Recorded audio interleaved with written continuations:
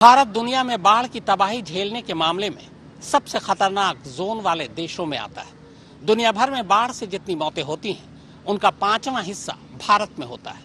देश के बाकी इलाकों का छोड़िए, बरसात में देश की राजधानी दिल्ली तक डूबने तैरने लगती है।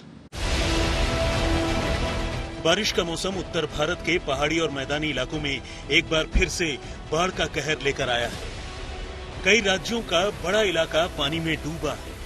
लाखों लोग बाढ़ के पानी में घिरे हुए हैं। मकान, दुकान सब डूब चुके हैं। सड़कें, पुल सब कुछ पानी में समा रहे हैं। और तो और दिल्ली और मुंबई जैसे महानगर और राजस्थान के रेगिस्तानी इलाके भी बाढ़ की मार झेल रहे हैं। ऐसे में सवाल उठता है कि आखिर क्यों हर साल हम यही सब कुछ झेलने के लिए अभिशप्त हैं? क्यों तरक्की के तमाम दावों और वादों के बावजूद हर साल लाखों लोग बेघर हो जाते हैं?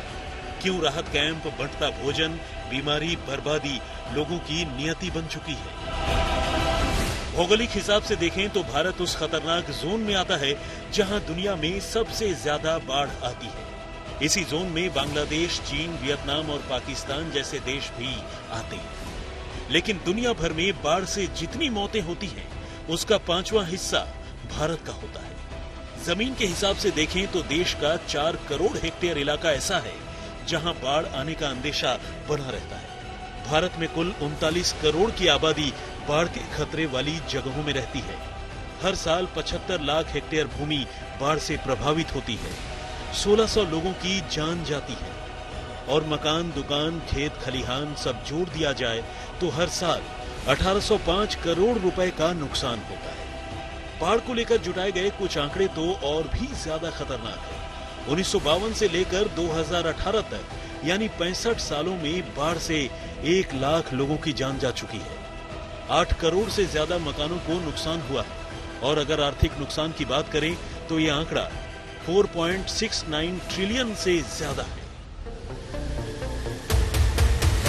असम, बिहार, बंगाल, ओडिशा, आंध्र प्रदेश, महाराष्ट्र, गुजरात, मध्य प्रदेश, उत्तर प्रदेश जैसे राज्य बाढ़ की तबाही हर साल झेलते हैं।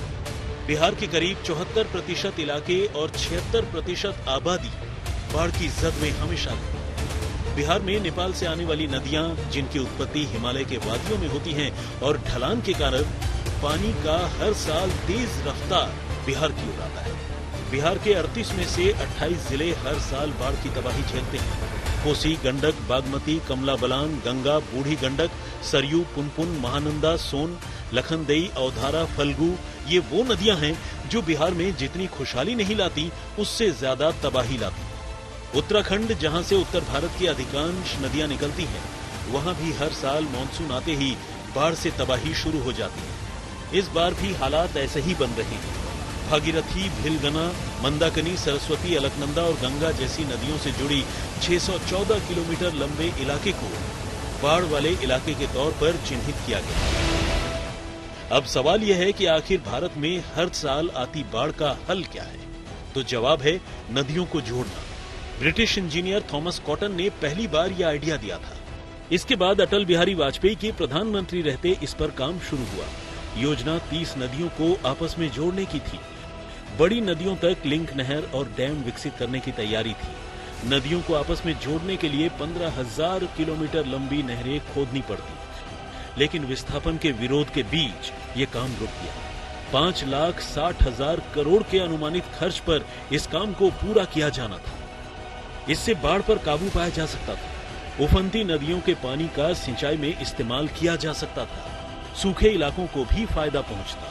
बाढ़ और बढ़ते पानी की मुसीबत से छुटकारा भी मिल जाता। क्लाइमेट चेंज से जुड़ी एजेंसियों का अनुमान है कि आने वाले वक्त में ग्लोबल वार्मिंग बढ़ने के कारण मौसम अनियमित होता जाएगा और आबादी बढ़ने के साथ साथ प्राकृतिक आपदाओं से तबाही भी बढ़ जाएगी। सदी के आखिर तक 2% तापमान में बढ़ोतरी हो सकती है और प्राकृतिक आपदाओं में 30% तक की बढ़ोतरी का अनुमान भी पर्यावरण से जुड़े एजेंसियों ने जताया है। आज तक ब्यूरो।